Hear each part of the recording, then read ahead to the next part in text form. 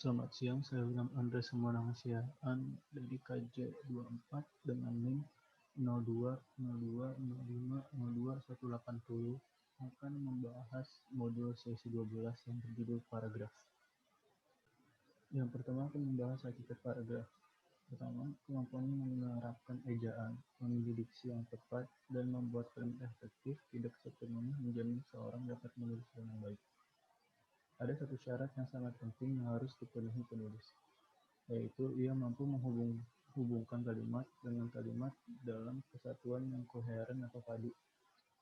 Paduan tersebut diikat oleh bahasa yang sistematis dan logis. Tidak boleh ada satupun kalimat yang sumbang dan menyimpang dari topik. Jika ada, kalimat seperti itu harus dihilangkan. Kalimat-kalimat yang berhubungan untuk membicarakan satu topik tertentu, itu yang disebut dengan paragraf. Yang kedua ada syarat paragraf yang baik. Dalam menyusun paragraf, terdapat syarat-syarat yang harus dipenuhi agar menjadi paragraf yang baik. Yang pertama, setiap paragraf hanya mengandung satu pokok pikiran atau gagasan utama. Pikiran-pikiran lainnya dalam sebuah paragraf hanya melengkapi pokok pikiran utama. Yang kedua, setiap paragraf harus memiliki kesatuan atau kohesi.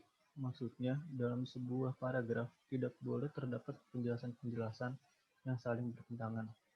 Kesatuan dalam paragraf menjelaskan bahwa seluruh kalimat yang membina paragraf tersebut secara bersama-sama menyatakan satu pokok pikiran atau gagasan.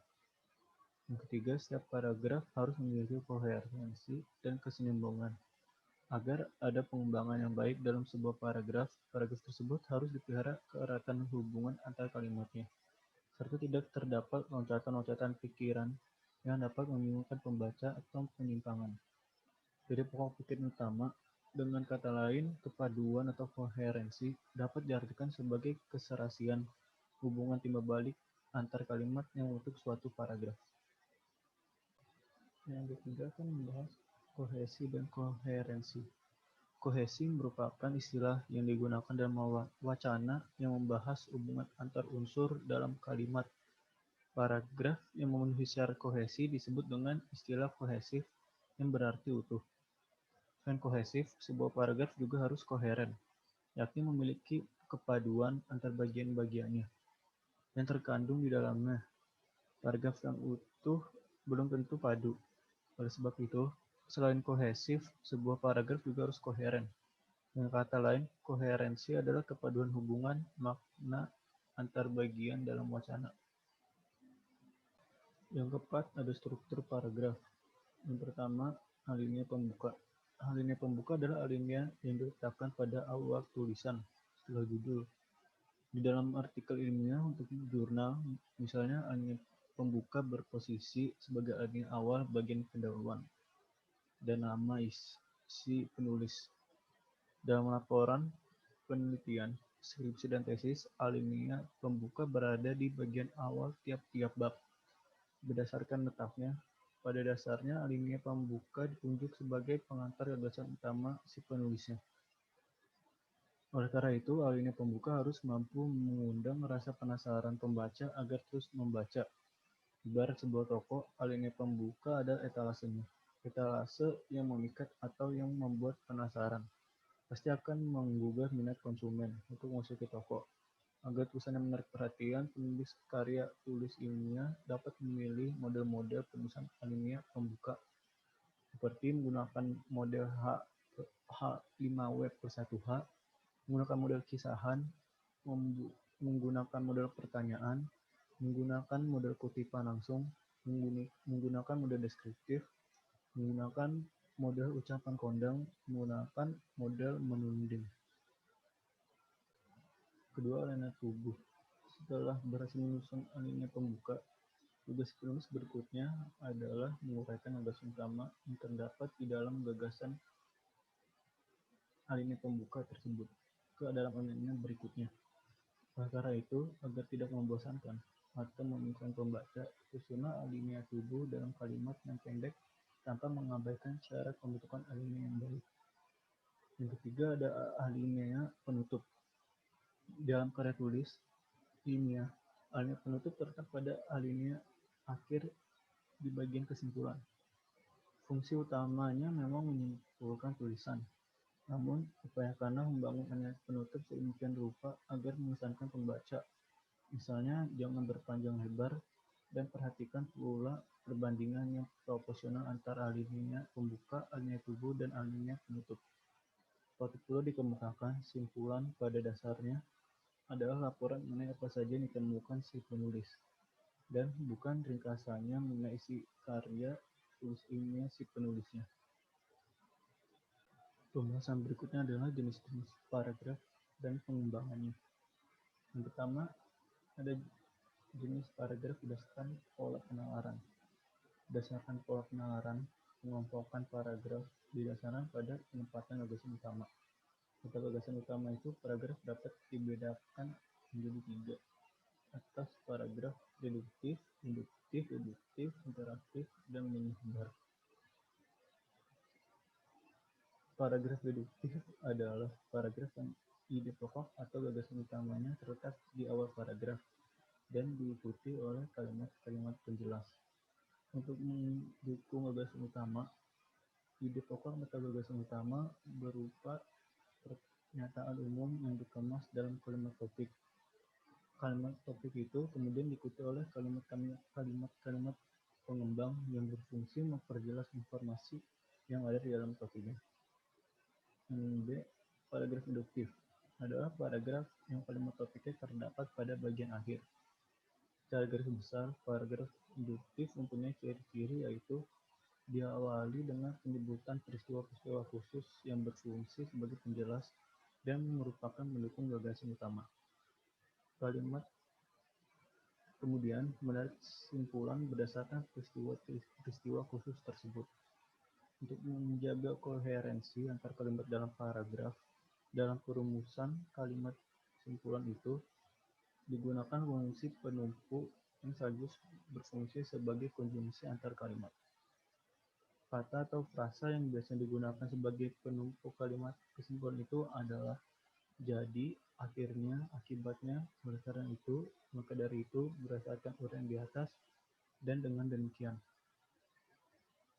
Selanjutnya ada paragraf deduktif-induktif atau paragraf campuran. Adalah paragraf yang kalimat topiknya terdapat pada awal dan akhir paragraf. Meskipun ada 2 kali pemunculan kalimat topik, hal itu bukan berarti gagasan utamanya ada 2. Adanya 2 kalimat topik itu hanya merupakan bentuk pengulangan gagasan, terutama untuk mempertegas informasi. Paragraf dengan pola ini dimulai dari pernyataan yang bersifat umum, diikuti dengan pernyataan-pernyataan yang bersifat khusus sebagai penjelas, dan diakhiri dengan pernyataan umum lagi, yang merupakan pengulangan gagasan utama. Biasanya gagasan utama pada akhir paragraf dikemas dengan kalimat topik yang agak berbeda dengan kemasan kalimat topik pertama. Selanjutnya ada paragraf ineratif. Adalah paragraf yang kalimat utamanya terletak di tengah-tengah paragraf. Paragraf ini diawali dengan kalimat-kalimat penjelas sebagai pengantar, kemudian diikuti gagasan utama dan ditambahkan lagi kalimat-kalimat penjelas untuk menguatkan atau mempertegas informasi. Selanjutnya ada paragraf naratif. Paragraf naratif adalah paragraf yang tidak memiliki kalimat utama. Pikiran utamanya menyebar pada seluruh paragraf atau tersirat pada kalimat-kalimatnya. Contoh paragraf dengan pola seperti ini terdapat pada paragraf narasi atau deskriptif. Selanjutnya ada jenis paragraf berdasarkan gaya pengungkapan. Ladi menjelaskan bahwa berdasarkan gaya ekspresi atau pengungkapan, paragraf terbagi atas narasi, deskripsi, eksposisi, argumentasi, dan persuasi. Paragraf narasi merupakan gaya pengungkapan yang bertujuan menceritakan atau mengisahkan rangkaian kejadian atau peristiwa, baik peristiwa nyata maupun rekaan, atau pengalaman hidup berdasarkan perkembangan dari waktu ke waktu sehingga tampak seolah-olah pembaca mengalami sendiri peristiwa tersebut. Genre ini dimaksudkan untuk memberitahu pembaca atau pendengar tentang sesuatu yang diketahui atau dialami penulis, supaya pembaca terkesan. Selanjutnya ada paragraf deskripsi. Paragraf deskripsi merupakan paragraf yang isinya menggambarkan sebuah objek atau suatu keadaan sejelas-jelasnya dengan melibatkan kesan indera. Paragraf ini bertujuan untuk memberikan kesan atau impresi kepada pembaca terhadap objek, gagasan, tempat, pariwisata, dan semacamnya yang ingin disampaikan oleh penulis. Melalui penguasaan ini, pembaca seolah-olah berada di suatu tempat yang dapat melihat, mendengar, meraba, mencium, atau merasakan apa yang tertulis dalam paragraf tersebut. Paragraf deskripsi mempunyai beberapa pola. Selanjutnya ada paragraf eksposisi. Paragraf eksposisi adalah paragraf yang bertujuan untuk menginformasikan sesuatu sehingga memperluas pengetahuan pembaca. Paragraf ini bersifat ilmiah atau non-fiksi. Sumber untuk penulisannya dapat diperoleh dari hasil pengamatan, penelitian, atau pengalaman. Paragraf eksposisi tidak selalu terbagi atas bagian-bagian yang disebut pembukaan, pengembangan, dan penutup. Hal ini sangat bergantung pada sifat tulisan dan tujuan yang hendak dicapai. Selanjutnya paragraf persuasi. Paragraf persuasi adalah paragraf yang berisikan ajakan. Paragraf persuasi bertujuan untuk membujuk pembaca agar mau melakukan sesuatu sesuai dengan keinginan penulisnya. Agar tujuannya dapat tercapai, penulis harus mampu menyampaikan bukti dengan data dan fakta pendukung.